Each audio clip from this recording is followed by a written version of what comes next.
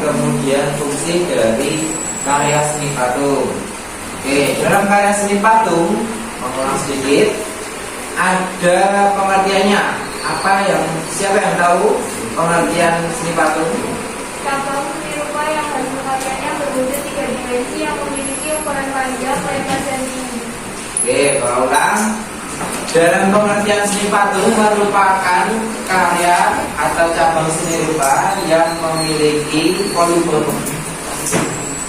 yaitu tersusun dari panjang, lebar, dan tinggi. Oke, kemudian selanjutnya Bapak absen dulu. Untuk anak-anak yang tidak berangkat siapa aja?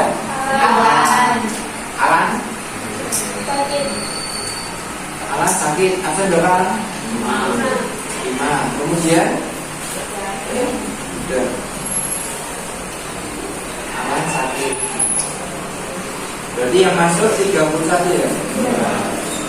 Oke, jadi hari ini kita lanjut ke materi corak-corak dalam karya seni patung. Maka anak-anak udah ada yang tahu apa itu corak-corak patung, macam-macamnya apa aja? Oke, patung primitif, terus apa lagi? Patung klasik. Oke, sekarang Bapak akan tampilkan macam-macam corak patung. Oke, dalam corak patung itu terdiri dari beberapa golongan. Yang pertama patung modern. Nah, dalam patung modern itu ada corak figuratif, di mana di dalam corak figuratif ini merupakan patung tiruan, kemudian terbentuk dari bentuk alam. Misal contohnya batu, kemudian binatang, manusia, dan juga tumbuhan. Oke, kemudian di sebelah kanan juga ada corak deformatif. Nah, di corak deformatif ini merupakan patung yang mengalami perubahan dari bentuk figuratif, yaitu bentuknya lebih mengimajinasikan keinginan sang pencipta patung. Oke, di situ ada gambar, bisa dilihat. Di situ sebelah kiri gambar apa? Patung siapa? B.J. Habibie yang membawa pesawat. Kemudian sebelah kanan ada patung deformatif, di mana bentuknya tidak sesuai dengan realita. Jadi kayak misalnya contohnya patung abstrak, kemudian dan sebagainya. Lanjut. Yang ketiga ada patung modern, juga corak non figuratif. Ini sebaliknya dengan corak figuratif tadi, di mana corak non figuratif ini bersifat abstrak, patung yang meninggalkan bentuk alam. Seperti yang figuratif tadi. Kalau figuratif tadi manusia, tumbuhan, dan binatang. Kalau ini sebaliknya, bentuknya sangat tidak teratur, kemudian sulit diukur juga. Oke, selanjutnya ada digolongkan berdasarkan posisinya. Oke, yang ini termasuk dalam jenis-jenis patung. Yang pertama jenis patung freestanding.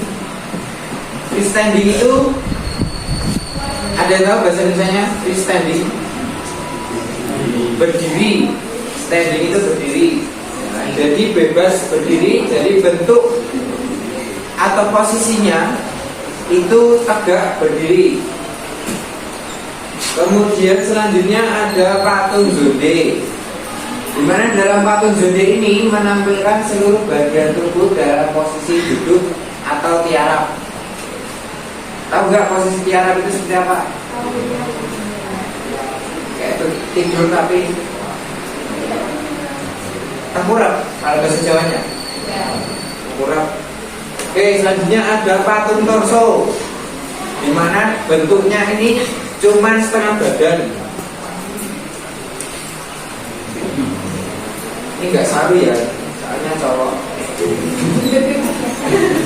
Dan selanjutnya ada patung bos atau sedada. Ya, yang namanya sedada, ya patungnya pasti sampai dada ukurannya. dari ujung kepala sampai dada.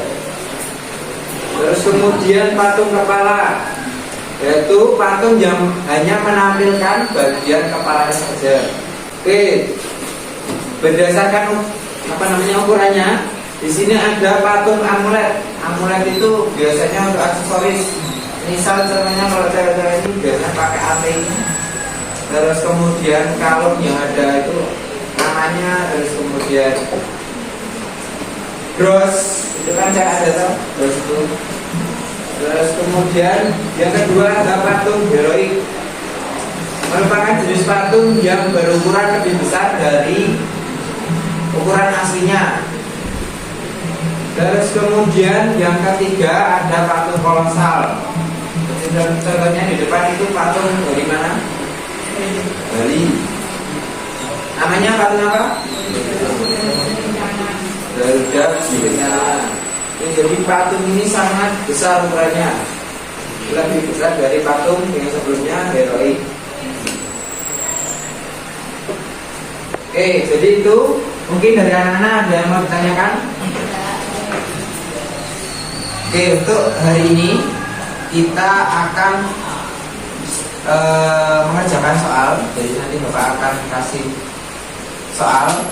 Tapi sebelum Bapak memberi soal, anak-anak nanti membaca terlebih dahulu tentang pengertian, kemudian fungsi, kemudian corak, dan yang terakhir jenis-jenis patung. Terus kemudian nanti buku bacaannya dikumpulkan.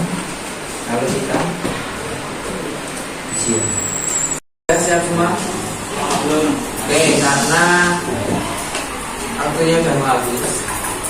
Oke, tadi kita udah mempelajari tentang apa saja? Corak patung.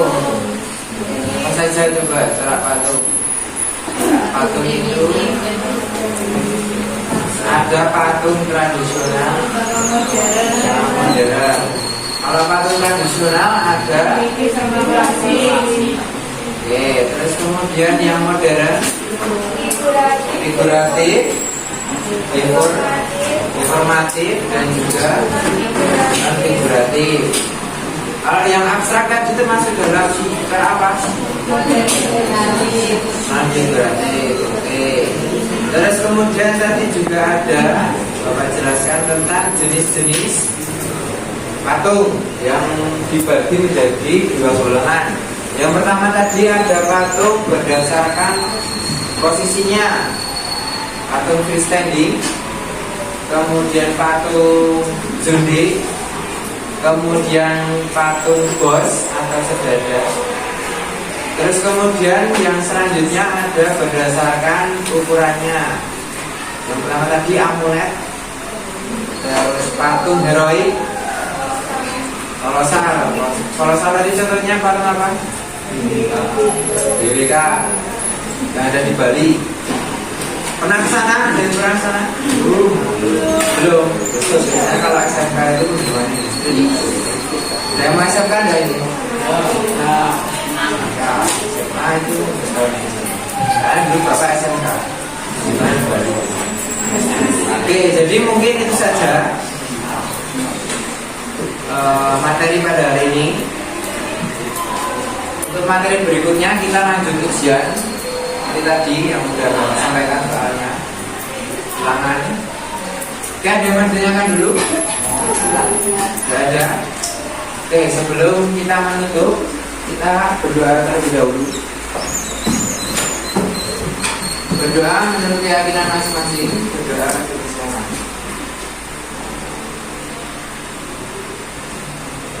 Berdoa selesai. Sekian dari Bapak, kurang lebihnya mohon maaf. Wassalamualaikum warahmatullahi wabarakatuh.